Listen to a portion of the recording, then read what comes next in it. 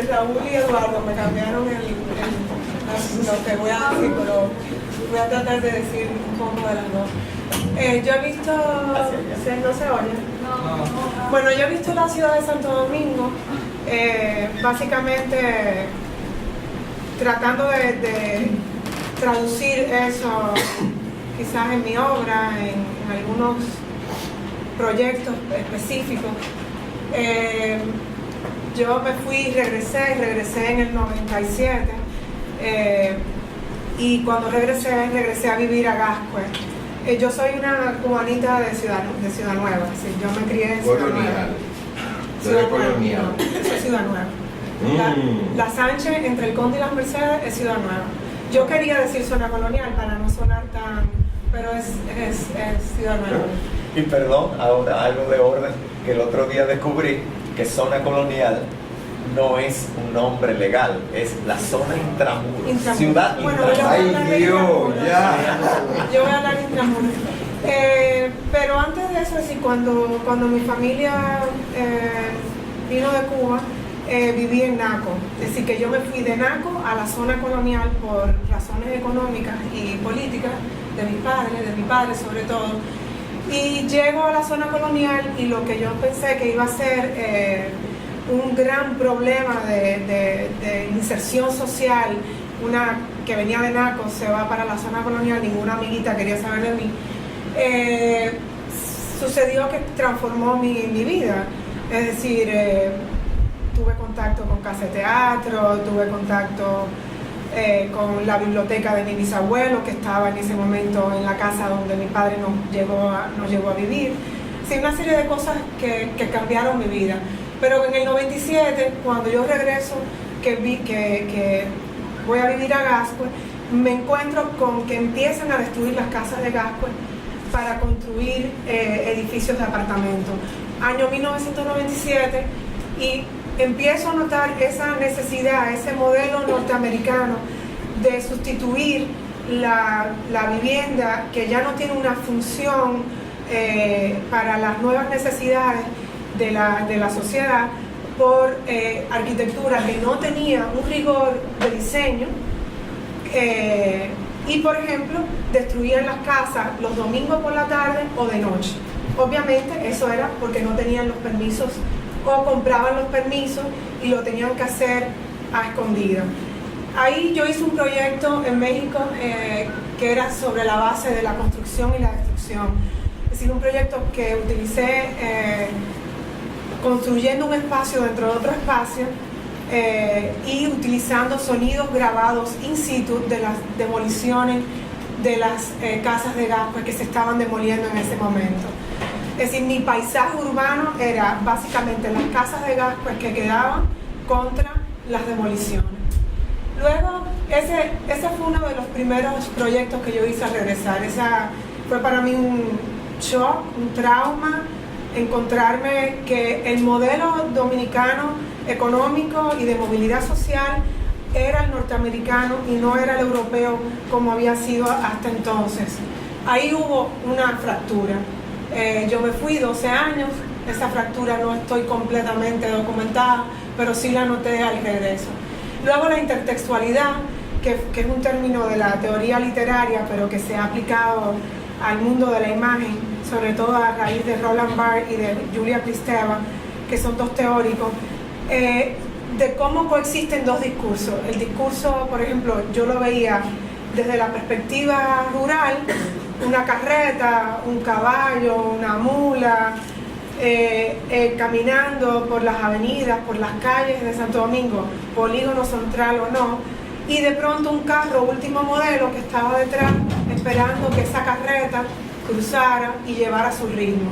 Pasa con triciclos, con vendedores ambulantes, con fruteros, esa intertextualidad de esa ciudad que quiere progresar a un ritmo, ese ritmo del político corrupto, del narcotráfico, del lavado de dinero, ese crecimiento que tuvo vertiginoso la ciudad de Santo Domingo implicaba para mí una intertextualidad que igual, vuelvo y digo, y lo digo todo el tiempo, estas complejidades y estas quejas que nosotros tenemos en relación a nuestra ciudad, a nuestro crecimiento, para ponerlo entre comillas, si es verdadero crecimiento, pero sí hay un desplazamiento vertical de la ciudad, me nutre como artista. Es decir, donde hay un problema, yo voy y trato de analizarlo, de registrarlo, hasta de burlarme, como de alguna manera lo hace Raúl con el concepto de Chopo. La otra manera en que he visto mi trabajo, o he visto la ciudad y relacionarlo con mi trabajo, hice una serie sobre el espacio público, de cómo el sujeto, cómo el dominicano de la ciudad interactúa con el espacio público, cómo él va creando espacios cuando no están, o cómo va transformando espacios que a su vez están dentro de las normativas esas. Por ejemplo, crear una acera de tanto por tanto y una parada de guagua. Pero esa parada de guagua, ¿cómo se usa? Se usa como espacio para dormir de una persona que no tiene casa. Sí, cómo crea, el sujeto crea espacios que no tiene y cómo transforma los espacios que se le da. De un padre muy viejo, es decir, mi padre tenía 51 años cuando yo nací.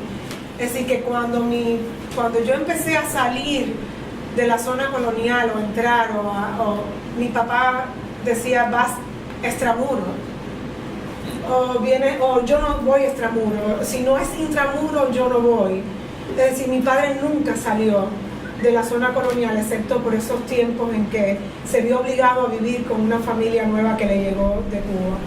Eso es un criterio que realmente siempre marcó mi relación con la ciudad colonial y con todo lo que estaba afuera. Yo pienso que me ha pasado, yo viví en Gascue hasta hace 4 años, es decir, 12 años de corrido, y dentro de esa, digamos, esa movilidad de cuando tú decides, bueno, ¿qué pasa con Gascue? Gascue ya no es lo que era, ya las razones por las cuales yo viví en Gascue ya no existen, excepto el verde, las áreas verdes, que todavía tienen una predominancia por encima de otros sectores de la capital, por el tema de dónde está el espacio más caro, cuál es el espacio que vale más. Y dentro de esa dinámica económica de la cual tú no puedes salirte, porque yo no estoy en ese tema económico, me fui a Piantini. Y realmente cambiaron una serie de cosas, desde ahorita yo te mencionaba, es decir, cosas así que en mi vida yo había visto, que si el servicio sube por un ascensor y las personas propietarias por otra, una serie de dinámicas que no estaban y que obviamente uno las lucha cotidianamente, pero no dejan de... Tú sabes que eso que dice, en versión pequeña paréntesis, es interesante porque en el otro Nueva York, en el Grande, ahora están también atenuando esa tendencia que siempre existió aquí con la clase alta. O sea, Nueva York, bueno, todos lo sabemos ahora, se está concentrando en Manhattan, sobre todo, en tener desarrollo para súper ricos. O sea, todas las personas que son clase media o de clase más baja están yendo lo más lejos posible de Manhattan, como el centro. Entonces, los diseños de los apartamentos ahora, que está haciendo Gary y todo eso, tienen una entrada para servicio, que eso era algo que en Estados Unidos no existía. O sea, ¿será que habrá alguna tendencia como general a volver para atrás con ese tema? David Byrne se va a mudar a Nueva York por eso. Bueno, yo creo que en Nueva York puede, es decir, la gente ya siente que no puede vivir en Manhattan, es decir, tanto el que no tiene dinero y el que tiene mucho. Es decir, Manhattan es ya de una población flotante, pero en cuanto al polígono central, yo creo que me ilustró muchísimo el tema del check-in, es decir, de la actividad comercial. Obviamente que los centros comerciales están delimitando esa actividad comercial, pero nosotros tuvimos realmente 2 paradigmas, el paradigma norteamericano y el tema de la movilidad del político, la movilidad social del político. Es decir, ¿qué tú haces con el dinero que tú te robas? ¿qué tú haces? Comprar torres. Es decir, comprar apartamentos en torres, hacer torres. Es decir, hay también, aparte del modelo norteamericano, aparte de que esta sociedad tuvo una transformación radical a partir de los años 70 y 80 y que se ve en los 90, también está la estética del político, esta necesidad de tener que invertir ese dinero en algo. Y el político como comerciante, el político como empresario. Ahí hay una serie de factores, pero para terminar... Y el político también, no solo el político, sino también religiosa. Aquí hay un deseo siempre de buscar la altura, sea en la jipeta, sea en la acera alta, sea en el elevado, sea en el penthouse. O sea, hay como, no sé si eso es algo que está arraigado en nuestra raíz ultracatólica que tenemos, pero hay una idea de que lo bueno siempre está más arriba. De hecho, la lógica de los elevados... Yo creo que eso lo sublima. Hay algo Que relacionado tú quieres llegar al concepto, tú ves, de ir montado. Que si somos dominicanos, como yo, Eso para no quedarte. sabemos lo que es ir montado. Eso es para no quedarte varado, Y a caballito. ni económicamente, No, ni socialmente, todos desarrollamos ni en una esto. inundación. Y es chulo porque Sí, es. realmente el polígono central, tomando lo que tú dijiste, la utopía del show. Ay, Es realmente el paradigma, es lo que quieren alcanzar. Utopía porque ese era su origen. O sea, el espacio de la utopía dominicano, si nosotros vemos que estaba en el suburbio americano, en el suburbio europeo, en el nuestro fue nada. Por lo mismo que tú decías, todo el mundo aspiraba ahí y ahí se pensaba que iba a estar la nueva sociedad, la sociedad la buena. No, yo creo que está muy vinculado a esa movilidad social. Esa movilidad social no existía antes. El galaguerismo creó otro tipo de estructura de corrupción que no tiene que ver con la actual.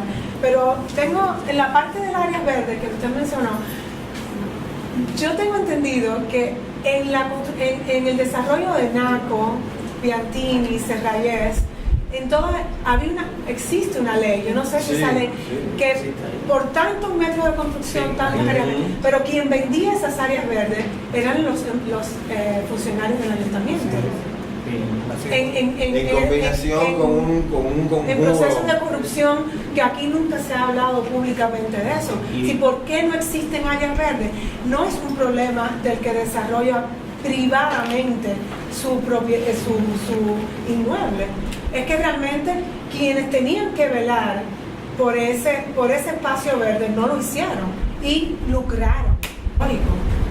Si en cualquier lugar del mundo tú ves una casa como esa de Gasco, se convierte en patrimonio cultural de la ciudad. Ese desarraigo cultural nuestro, yo no sé dónde surgió. No sé si en el trujillismo, no sé si en las invasiones, donde realmente nosotros no tenemos amor realmente y preocupación y cuidado por lo nuestro. El desapego es lo que tú El desapego. Eso yo no sé dónde surgió.